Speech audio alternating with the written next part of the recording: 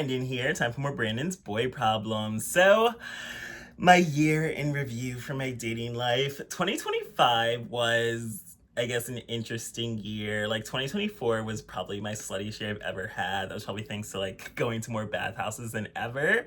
And I started becoming, like, a bathhouse, like, connoisseur where, like, I mean, I've always loved bathhouses, but, like, not always, but since I was, like, my late 20s. But I guess I like having a list now and I like add new ones to it. So it's like fun going to new cities and trying new bathhouses. So I like to do that everywhere I go. But this year I kind of wanted to like cut back and be a little less slutty, at least when I started the year. That was my intention. I wanted to be more intentional with my hooking up. So I like my first two like big work trips of the year and I was like in Philadelphia and Chicago for like 2 weeks. And I only got with one guy in each place, which is definitely like surprising. I also didn't go to the bathhouse in either one of those cities because I guess I wanted to focus more on meeting. I don't know, it was like an enjoyable experience just actually having like more of a connection. I feel like in the past I used to think like a trip was the most successful if I hooked up with as many guys as possible, but now I feel like I'd rather just be with one guy and have like consistency and a great hookup. I don't know if it's just part of getting older or just being tired of like random hookups, because it's just like there's so much bullshit out there and just so many flakes, liars, frauds, guys that can't host, can't travel. Also, the threat of STIs. So, granted, like I'm on DoxyPep, so I haven't really had an STI since I've been on it, and I'm on PrEP, so I am protected. But I don't know. I just don't want to be, I guess, as slutty in the past as I used to be, where like my body count was like 100 plus 120 plus a year. So I like really wanted to cut back. So in Philly I started out the year and I had like one hookup with this guy, but then he flaked the next time we were supposed to see each other and I blocked him. But even this year I'm kind of starting to be like less inclined to delete, block, and erase, even though like I'm a Scorpio, so it's like I always want to like delete, block, and erase anyone that wastes my time, anyone that annoys me, flakes on me, because I feel like if I want to do it to you, you shouldn't do it to me. And obviously, like, you're not as invested in me if you think it's okay to, like, make plans to see me again and then you just flake. Like, I don't do that. Like, I cancel, I tell you I'm not coming, else I was never interested to begin with. And then if you're not interested to begin with, there's no harm in deleting, blocking, and erasing you because clearly you're useless to me. I feel like once I view you as useless to me, you get blocked. But I did kind of regret blocking this guy, but also it's like, he flaked, and he also says he doesn't even really use dating apps. He only uses them when he travels. So I kind of feel like, are we ever gonna cross paths again? Like, I was really attracted to him and I felt like sex was great, but again, he flaked on seeing me again. So I do feel like as I'm getting older, it's like I have always had the mentality to like delete, block, and erase, but it's really like there aren't unlimited options out there. Like, you really can run out of options. Like, I have a specific type of like big, beefy, brawny, butch bearded, tops, HIV negative. I do like close to my age, preferably within 5 years, but I'm getting more open to like maybe within 10 years. Like, it's really like, I think too many gays think it's easy to just burn bridges, dismiss guys, flake gun guys, waste their time. And then you get to a point as you get older, like, oh shit, there really aren't like unlimited options. So you either have to like expand your pool into like guys that you normally wouldn't be attracted to. And then it's kind of like, eventually gets to the point where you feel like you're just settling, and then it's like you're not fully as into this guy as you would be into like your usual type, but you burn to the bridges with most guys your type. So it's like you do run out of options, which is why I think people always do end up coming back around usually eventually. But it's like,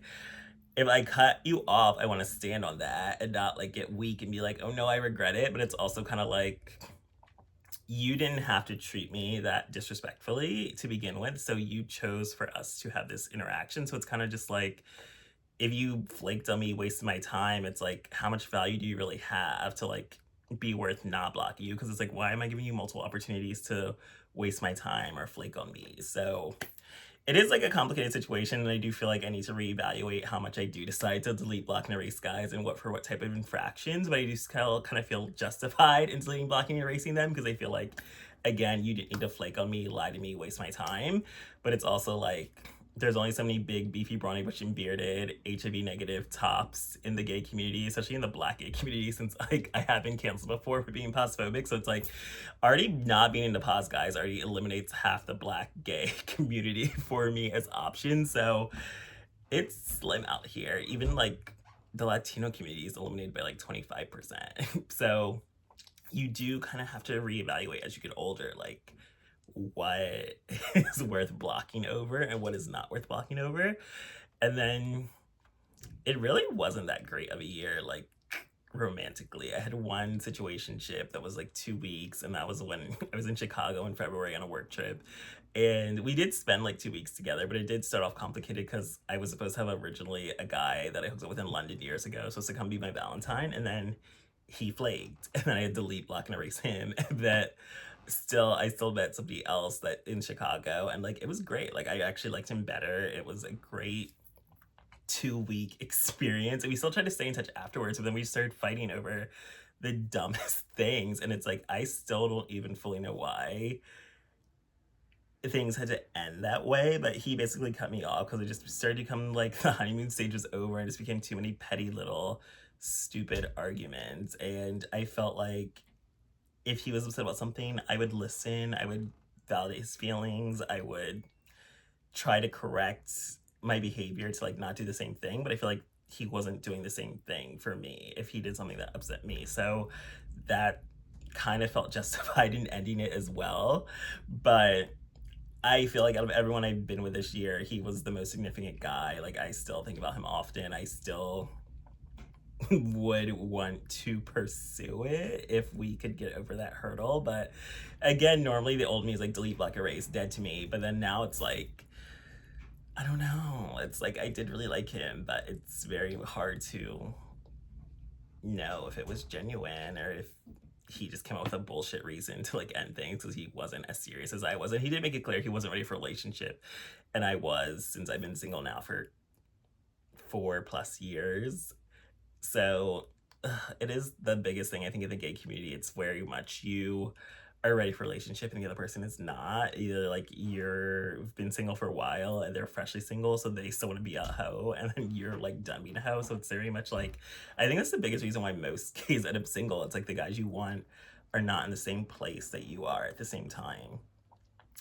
So that was heartbreaking. The rest of the year was really just nobody significant. It was just random, meaningless hookups, traveling, work trips, bathhouses, sex parties. Nothing really significant. I really haven't had anyone since February that I actually had feelings for, which is kind of sad. But it's like I did do some fun stuff, like explored new cities, new bathhouses, new gay scenes, new gay clubs. So it was a busy year of travel, which was nice, and exploring new places I'd never been before. But in terms of like a love life, like I really was kind of hoping this year, I at least started the year thinking this year I'd hopefully find a boyfriend, but it did not happen. But New York City was awful, so it did not seem like love was going to enter my life there, even though it's like the biggest thing in the country, so you always have hope, like it's New York, it's full of possibilities. But that really was not the case whatsoever.